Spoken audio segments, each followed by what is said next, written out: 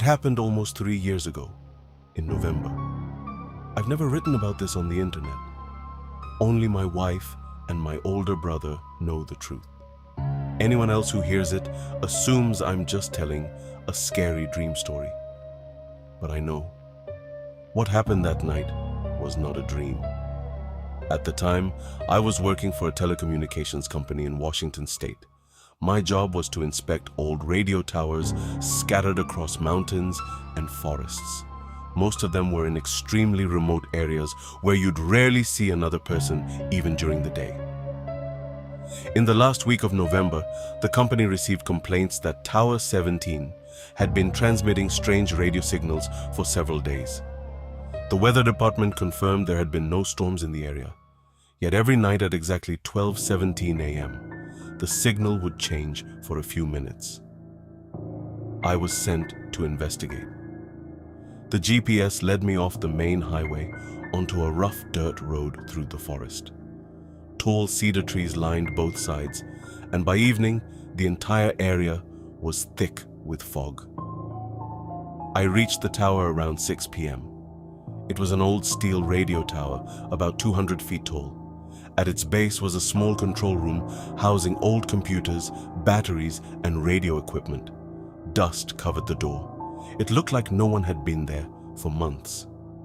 I unlocked the door and stepped inside. The power was on. Everything appeared normal. I checked each machine one by one.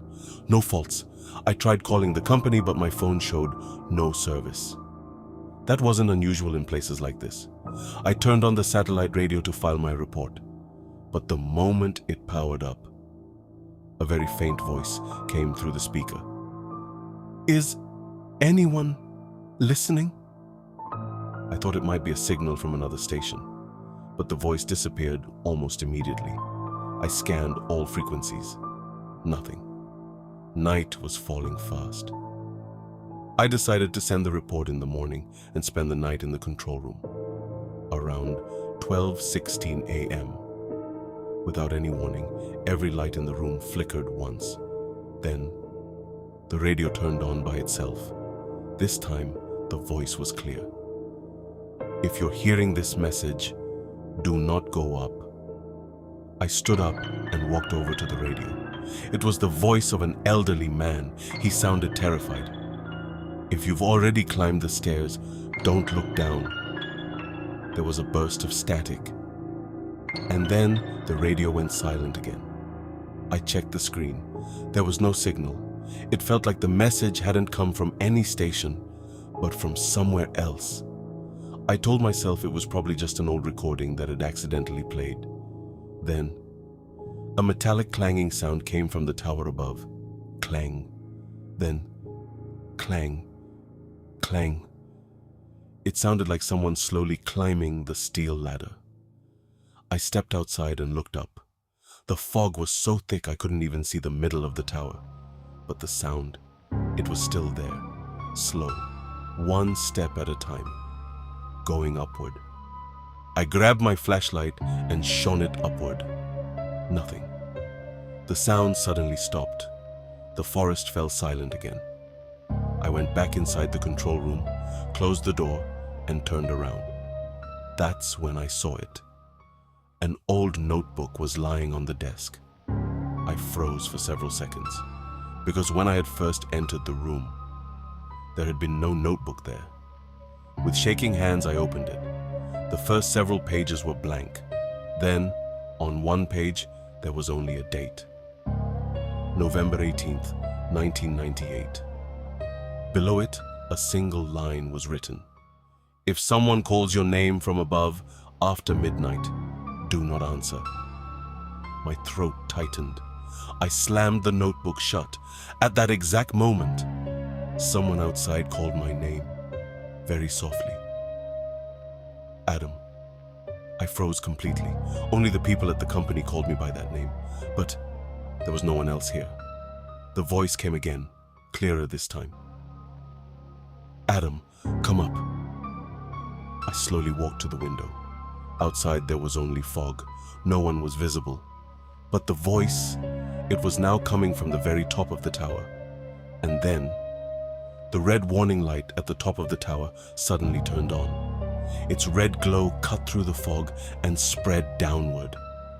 In that red light, I saw a figure, a man, standing on the outermost railing at the very top of the tower.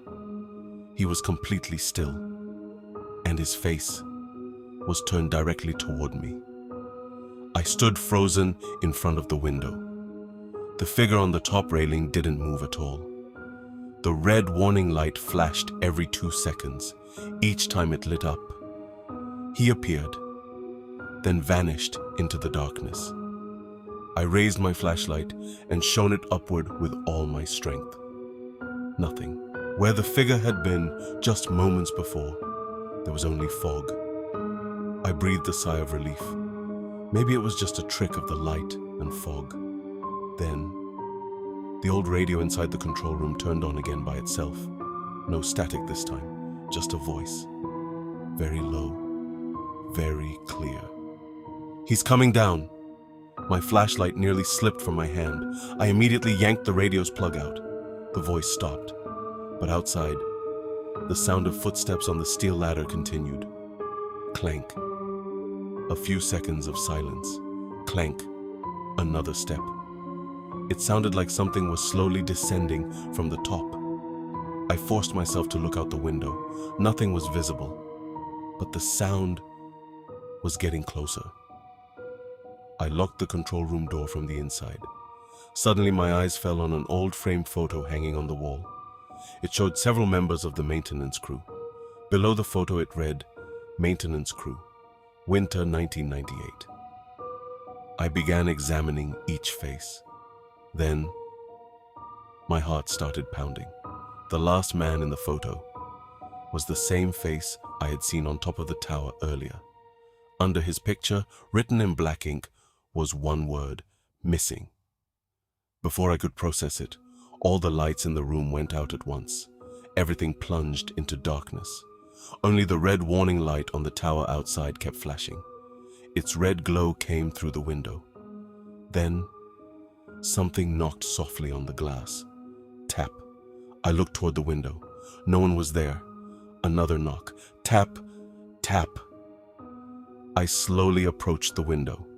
At that moment, a handprint appeared on the glass, as if someone had pressed their palm against it from outside. But there was no body behind the hand. Just the handprint. Then another. Then a third. Within seconds, dozens of handprints covered the entire window. It looked like invisible people were standing outside, staring in at me. I stumbled backward in terror. Then, the radio, whose plug I had pulled out, turned on again. This time the voice was different. A woman was crying. "If you're hearing this, don't open the door until sunrise. It mimics human voices." The voice suddenly cut off. Then, my own voice came through the speaker. "Hello? Is anyone out there?" I stood there stunned. I had never said that, but the radio kept repeating it in my own voice. Then, a voice outside the door said softly, "Adam, I'm from the company. Open the door." I jerked my head toward the door. It was the voice of my supervisor, but I knew he couldn't possibly be here. It took at least 4 hours to reach this location. The voice came again, sounding even more normal. "Everything's okay. I'm here to pick you up." I walked toward the door, but the old radio's warning echoed in my mind. It mimics human voices. I didn't open the door. For a few seconds, there was silence outside. Then, 3 powerful blows struck the door. The entire control room shook. After that, a laugh came from outside, a laugh that no human could make. And at that exact moment, heavy footsteps began moving across the roof of the control room. It sounded like something very heavy was slowly walking directly above my head. The footsteps on the roof continued. Thud, thud, thud. Each step sounded like something massive was slowly moving across the metal roof. I held my breath. A few seconds later, The sound suddenly stopped. The forest fell into that same terrifying silence again. I thought maybe the thing had left. But then the old computer in the control room turned on by itself. All the screens lit up at once. Live camera feeds appeared. I was stunned. The company had told me these cameras had been broken for years. How were they working now? The first camera showed the bottom of the tower. The second showed the forest. The third showed the empty road. Everything looked normal. Then the fourth screen changed on its own. It showed the interior of the control room, where I was standing. But something was wrong. I wasn't alone in the footage. Right behind me stood a tall, dark figure. Its face wasn't visible. It was just leaning toward me. I spun around in panic. There was nothing there. When I looked back at the screen, the figure was still there. And this time, it slowly reached its hand toward me. At that moment, all the screens went black. The radio spoke one final time. "Run!"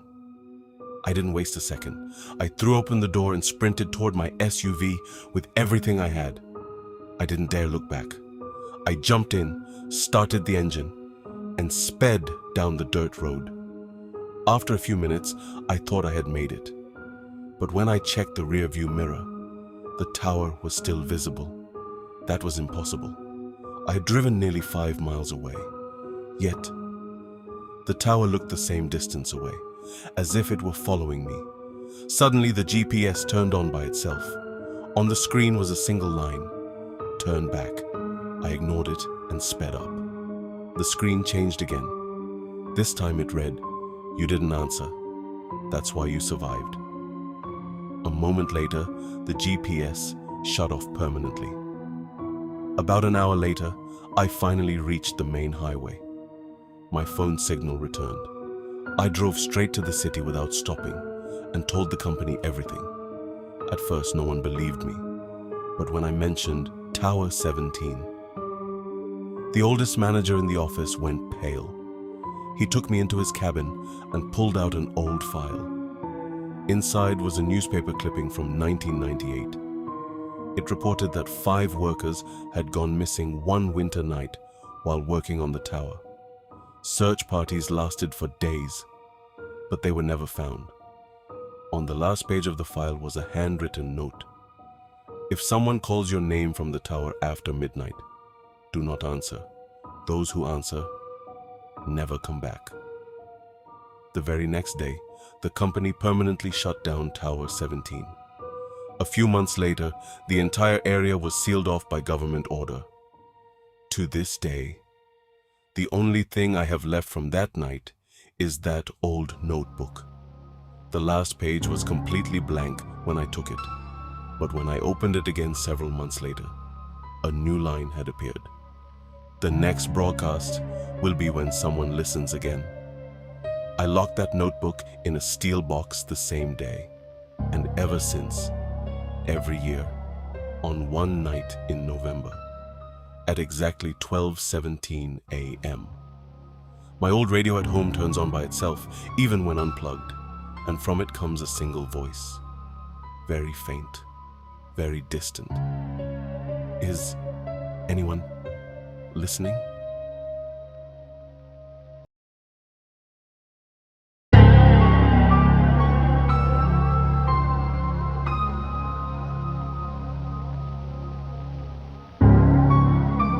This happened last October. Until today, I've never told anyone about it except my family, because I always felt that if I did, no one would believe me. At the time, I was living in Oregon, and my job required me to drive between different states quite often. That week, I had been hired to replace the security system in an old hotel. The building had been abandoned for years, but the owners were preparing to reopen it. By the time I finished the job, it was around 7 p.m. The weather service had issued a blizzard warning, so I decided to head home before it got any later. I entered my destination into the GPS and started driving. For the first hour and a half, everything was completely normal. Every now and then I passed a semi-truck on the highway, But as the night went on, the road became almost completely empty. At around 11:15 p.m., my GPS screen suddenly went black. At first, I assumed it was just a battery glitch. A few seconds later, it turned back on and displayed a completely different route. I'd never taken that exit before. I looked up and in the distance saw an old highway sign barely illuminated by my headlights. Exit 41. Without thinking too much about it, I turned off the highway. Within minutes, I realized something wasn't right. The road looked old and neglected. Tall pine trees lined both sides, and there wasn't a single house, gas station, or even a cell signal anywhere. I switched on the radio. Nothing but static. I turned it back off. About 10 minutes later, I passed a large rusted metal sign on the side of the road. Black Ridge County population, 327. Someone had spray painted a message across the bottom. Don't stop after midnight. I smiled to myself. I figured it was just some local prank. But then I realized something. For the last 15 minutes, I hadn't seen a single car coming toward me. There wasn't anyone behind me either. The road was completely deserted. Then, something appeared in the middle of the road. I slammed on the brakes. The SUV screeched to a stop. About 50 yards ahead sat an old police cruiser. Its red and blue emergency lights were off. The driver's door was hanging open, but there wasn't a single officer anywhere nearby. I slowly stepped out of my SUV. The night was unbelievably quiet. So quiet I could actually hear myself breathing. I called out, "Hello, is anyone here?" No answer. I walked toward the police cruiser. The key was still in the ignition. The radio seemed to be on, but only one broken message kept repeating over and over. "Don't answer the road. Don't answer the road. Don't answer the road." The voice was distorted, as if someone were speaking from miles away. I reached inside to turn the radio off. And then I realized something. The radio wasn't even on. The voice wasn't coming from inside the cruiser. It was coming from the darkness behind me. My entire body froze. Very slowly, I turned around. No one was there. Only the beam of my SUV's headlights stretching across the empty road, disappearing into the black forest. I told myself it was probably just the wind. But then, I heard it again. This time, perfectly clear. "Don't answer the road." I sprinted back to my SUV. I yanked open the driver's door and jumped inside. I turned the key. The engine coughed once, twice, then it finally started. I let out a relieved breath and slammed my foot on the gas. A few minutes later, I glanced into the rearview mirror. The old police cruiser was still sitting exactly where I'd left it. But something had changed. Someone was standing behind it. From that distance, I could only make out a silhouette. Very tall.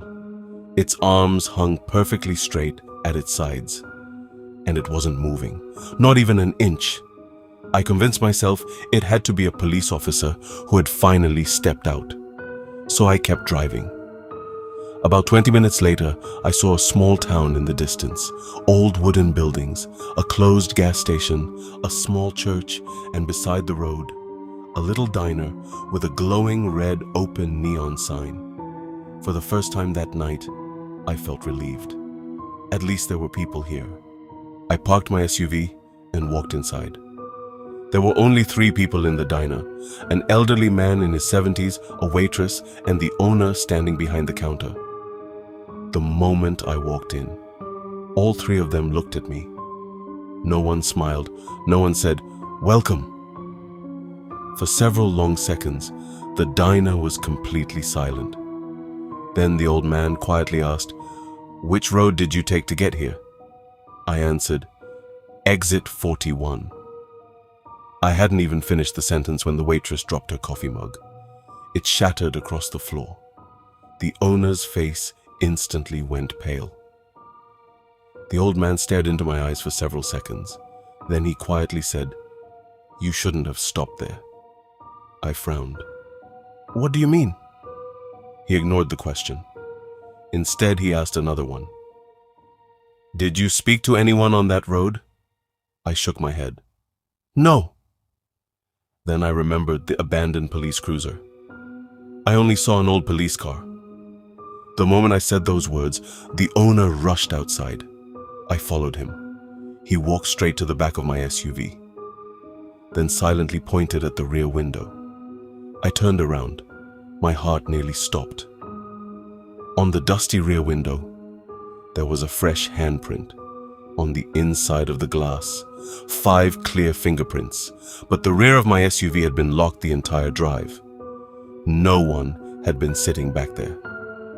The old man slowly stepped outside. He looked at the handprint. Then he looked back at me and quietly said, "It followed you all the way here." At that exact moment, every light inside the diner went out. The diner was swallowed by darkness. The only light left came from the flickering red open neon sign outside. It shined through the front windows, bathing the entire room in a dim crimson glow. For several seconds, nobody spoke. Then, heavy footsteps echoed from somewhere in the back. Thump, thump, thump. The sound was coming from the kitchen. The diner owner immediately ducked behind the counter and pulled out an old shotgun. His hands were shaking. In a trembling voice, he said, "Nobody goes outside, and if anyone knocks on that door, don't open it." I stared at him in disbelief. "What the hell is going on?" The old man looked at me. "You came through exit 41, didn't you?" I nodded. He took a slow, deep breath. For the last 8 years, anyone who came through there after midnight either disappeared or came back different. Before I could respond, bright headlights suddenly swept across the windows. It looked like a vehicle had just pulled up outside the diner. I looked through the glass.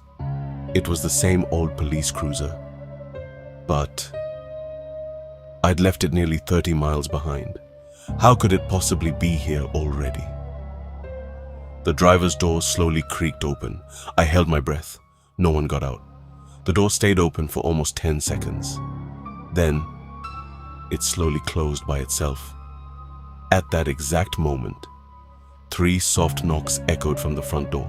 Knock, knock, knock. A calm voice came from outside. "Sheriff's office. Open the door, please." The diner owner looked at me. Pure terror filled his eyes. He whispered, "Our sheriff died 5 years ago." A chill ran down my spine. The voice came again, even calmer this time. "Open the door. I'm here for your safety." I looked through the window again. The police cruiser was still there, but now someone was sitting in the driver's seat. I couldn't make out a face, only a motionless black silhouette. Then, a hand suddenly pressed against the rear window of the diner. Thud. I spun around. No one was outside, only a fresh handprint on the glass. Then another, then another. Within seconds, handprints began appearing all over the windows. It looked as if dozens of invisible people were silently pressing their palms against the glass. But outside, there was no one there. The waitress began crying. The old man spoke in a whisper. "It's here for you now, because you stayed on its road too long." For the first time that night, I realized this wasn't a criminal. It wasn't a madman. It was something else. And whatever it was, it had no intention of letting me leave alive.